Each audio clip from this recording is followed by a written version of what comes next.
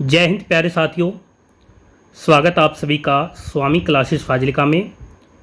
प्यारे साथियों, आज हम इस क्लास के अंदर पंजाब मास्टर कैडर हिंदी परीक्षा से संबंधित पाठ्यक्रम यानी कि सिलेबस के ऊपर विचार विमर्श करेंगे और देखेंगे कि मास्टर कैडर हिंदी से संबंधित जो पाठ्यक्रम है उसके अंदर हमें क्या कुछ पढ़ना है, किस प्रकार से पढ़ना है, इस सभी को आज हम इस क्लास के अंदर देखेंगे।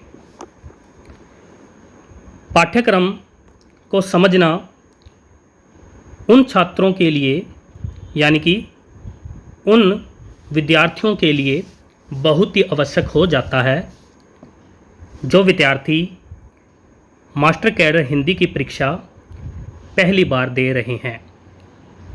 मास्टर कैडर हिंदी की परीक्षा जो है, इसके अंदर हिंदी साहित्य और हिंदी व्याकरण से संबंधित 150 क्वेश्चन पूछे जाते हैं और यह जो पेपर है वह 150 नंबर का ही होता है। वैसे तो यह जो पाठ्यक्रम है पुराना यानी कि पिछला पाठ्यक्रम है। जब तक कोई नया पाठ्यक्रम नहीं आता है और जो नए साथी हैं यानी कि जो पहली बार परीक्षा दे रहे हैं वह तब तक इसी पाठ्यक्रम के अनुसार अपनी तैयारी कर सकते हैं। पाठ्यक्रम मास्टर कैडर भर्ती परीक्षा के लिए विषय हिंदी, परीक्षा की कठिनाई का स्तर स्नातक रहेगा यानी कि जो परीक्षा है उसका जो लेवल है वह स्नातक स्तर तक रहेगा। हिंदी साहित्य के इतिहास को 4 काल में विभाजित किया गया है: आदिकाल, भक्तिकाल, रीतिकाल और आधुनिक काल। इसके अंदर सबसे पहले हम यही देखेंगे कि हमें हिंदी साहित्य के इतिहास से संबंधित क्या कुछ पढ़ना है और क्या कुछ इस पाठ्यक्रम में दिया गया है। क भाग में है हिंदी साहित्य का इतिहास, जिसमें नंबर 1 पर है आदिकाल व मध्यकाल। मध्यकाल को भी आगे 2 भागों में विभाजित किया जाता है, जैसे पूर्व मध्यकाल और उत्तर मध्यकाल। पूर्व मध्यकाल को भक्तिकाल और उत्तर मध्यकाल को रीतिकाल कहते हैं। नंबर 1 पर हम देखेंगे हिंदी साहित्य का इतिहास, यानी कि हमें हिंदी साहित्य का इतिहास संबंधी जो ग्रंथ हैं, जो उससे संबंधित रचनाकार हैं, उन सभी का अध्ययन करना है। हिंदी साहित्य के इतिहास के अंदर हमें हिंदी साहित्य का इतिहास का काल विभाजन, सीमा निर्धारण और नामकरण का अध्ययन करना है। यानी कि हिंदी साहित्य का इतिहास है उसको किस किस काल में विभाजित किया गया है, उसकी सीमा क्या है और उनके नामकरण क्या है, यानी उनके नाम क्या क्या है, इन सभी का हमें अध्ययन करना है। नंबर 2 पर है आदिकाल की पृष्ठभूमि, सिद्ध और नाथ साहित्य, रासो काव्य, जैन काव्य, इन सभी का अध्ययन करना है। यानी कि हमें आदिकाल की जो पृष्ठभूमि है, यानी कि आदिकाल कहाँ से शुरू होता है, उसका नामकरण, उन सभी का परिस्थितियाँ, इन सभी का हमें अध्ययन करना है। इसके साथ ही आदिकाल के अंदर हमें सिद्ध काव्य, नाथ साहित्य, रासो काव्य और जैन साहित्य, इन सभी का अध्ययन करना है। नंबर 3 पर है आदिकाल की प्रमुख परिस्थितियाँ और प्रवृत्तियों का भी अध्ययन करना है। यानी कि आदिकाल के अंदर हमें उन सभी परिस्थितियों का अध्ययन करना है जो आदिकाल के अंदर शामिल थी, यानी कि आदिकाल के समय शामिल थी। जैसे कि आदिकाल के अंदर हमें सामाजिक, राजनीतिक, आर्थिक, धार्मिक और साहित्यिक परिस्थितियां, इन सभी का अध्ययन करना है। प्रवृत्तियां यानी विशेषताएं, आदिकाल की जो जो विशेषताएं हैं उन सभी का भी अध्ययन हमें करना है। आगे देखते हैं भक्ति काल। भक्ति काल की परिस्थितियां, प्रवृत्तियां और विभिन्न काव्य धाराएं, इन सभी का अध्ययन करना है। यानी कि भक्ति काल के अंदर जो जो परिस्थितियां, जो जो उसकी विशेषताएं हैं और विभिन्न काव्य धाराएं जो जो उन सभी का हमें अध्ययन करना है। इसके अंदर राजनीतिक, सामाजिक, धार्मिक, आर्थिक और साहित्यिक परिस्थितियों का सभी का अध्ययन करना है। प्रवृत्तियां यानी विशेषताएं, भक्ति काल की विशेषताओं का भी अध्ययन करना है।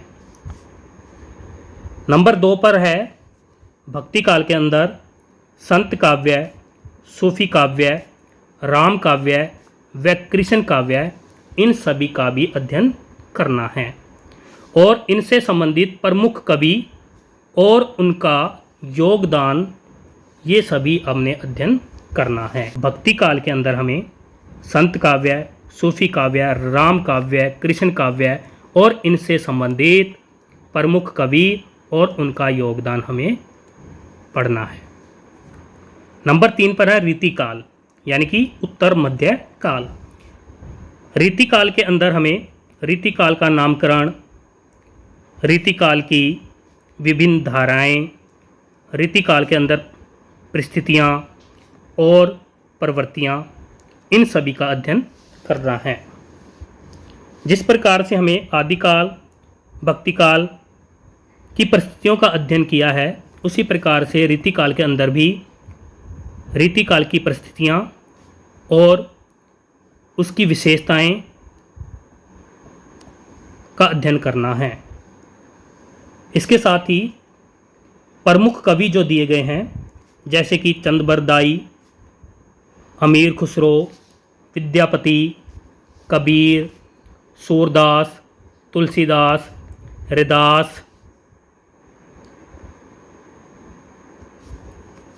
रैदास, केशव, जायसी, बिहारी, रहीम, मीराबाई और रसखान, इन सभी कवियों से संबंधित जो भी तथ्य आपको प्राप्त होता है, उन तथ्यों को आपने अध्ययन करना है।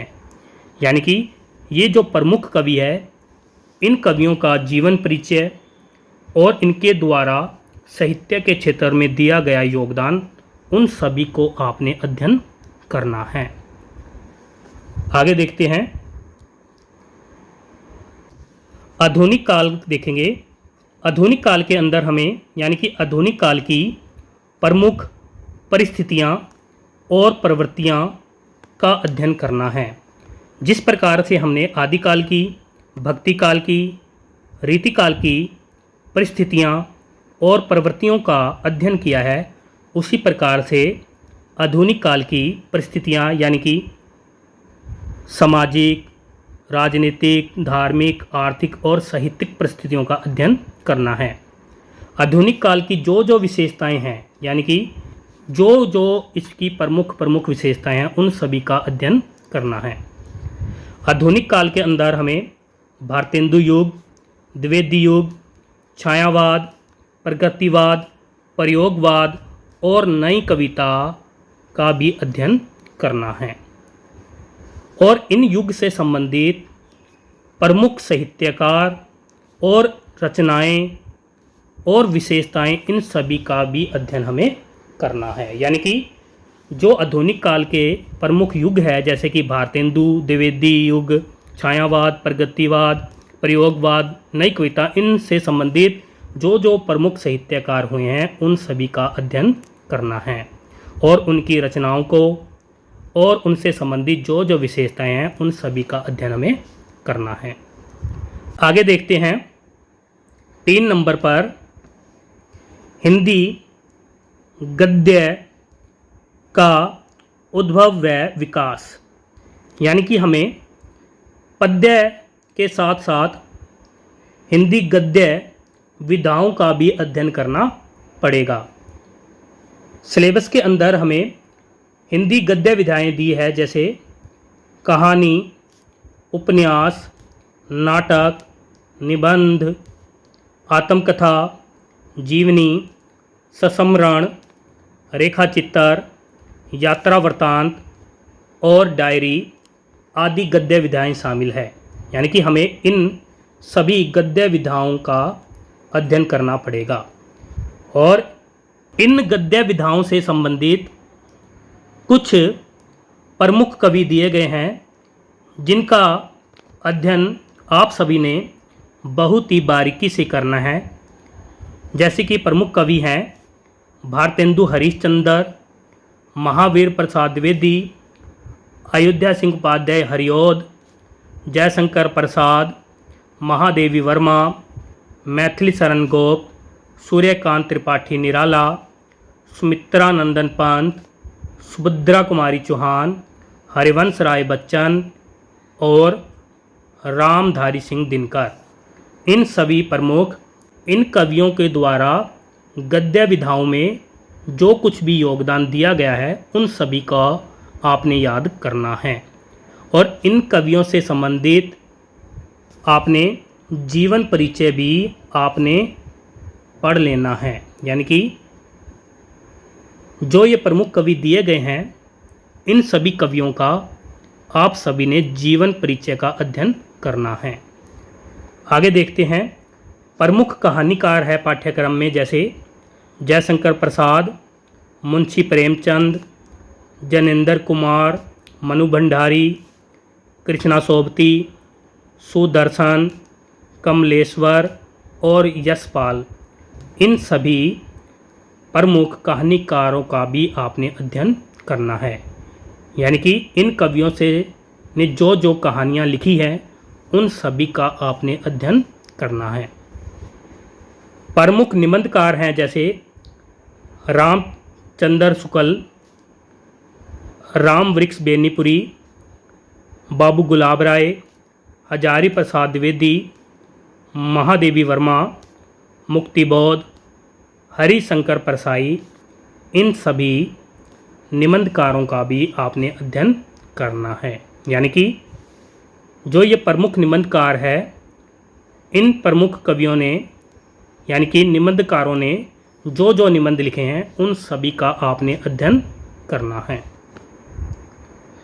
आगे देखते हैं, प्रमुख नाटककार, यानी कि पाठ्यक्रम में कुछ प्रमुख नाटककार भी दिए गए हैं, जैसे कि भारतेंदु हरीशचंद्र, जयशंकर प्रसाद, मोहन राकेश, जगदीश चंद्र, विष्णु प्रभाकर, उपेंद्र नाथ अस्क। इन सभी प्रमुख नाटककारों का भी आपने अध्ययन करना है। यानी कि इन प्रमुख नाटककार जो हैं, ये जो प्रमुख नाटककार हैं इन्होंने जो जो नाटक लिखे हैं उन सभी का आपने अध्ययन करना है। आगे देखते हैं, समीक्षा सिद्धांत में यानी कि ख भाग समीक्षा सिद्धांत में क्या कुछ दिया है पाठ्यक्रम के अंदर।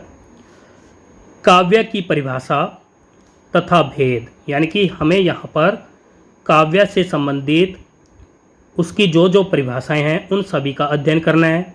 काव्य के जो भेद हैं, महाकाव्य, खंड काव्य, गीति काव्य की परिभाषा तथा विशेषताएं, इन सभी का अध्ययन करना है। गद्य विधाओं में जैसे निबंध, सस्मरण, जीवनी तथा आत्मकथा के स्वरूप एवं तत्वों का सामान्य परिचय भी हमें पढ़ना है। यानी कि निबंध का, सस्मरण का, जीवनी का, आत्मकथा के स्वरूप और तत्वों का भी अध्ययन हमें करना है।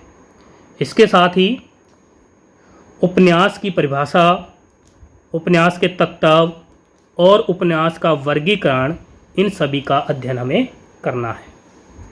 कहानी की परिभाषा, तत्व और वर्गीकरण, इन सभी का अध्ययन करना है। समीक्षा सिद्धांत में केवल नाटक और एकांकी की परिभाषा, तत्व और वर्गीकरण, यानी कहा जाए तो उपन्यास की परिभाषा, कहानी की परिभाषा, नाटक की परिभाषा, एकांकी की परिभाषा, तत्व, वर्गीकरण, इन सभी का हमें अध्ययन करना है। व्याकरणिक भाग में देखते हैं। ग भाग में व्याकरण के अंदर हमें भाषा और, यहाँ पर और लिखा है, भाषा और लिपि, वर्ण विचार, शब्द विचार, पद विचार, वाक्य विचार, इन सभी का अध्ययन हमें करना है। व्यवहारिक व्याकरण के अंदर भाववाचक संज्ञा निर्माण, विशेषण निर्माण, विपरीतार्थक शब्द, समानार्थक शब्द, समरूपी भिन्नार्थक शब्द, वाक्यांशों के लिए एक शब्द और अनेकार्थक शब्द, इन सभी का हमें अध्ययन करना है। आगे देखते हैं। देवनागरी लिपि का उद्भव और विकास, देवनागरी लिपि के दोष का सुधार एवं दोष सुधार के लिए किए गए प्रयास, इन सभी का अध्ययन करेंगे।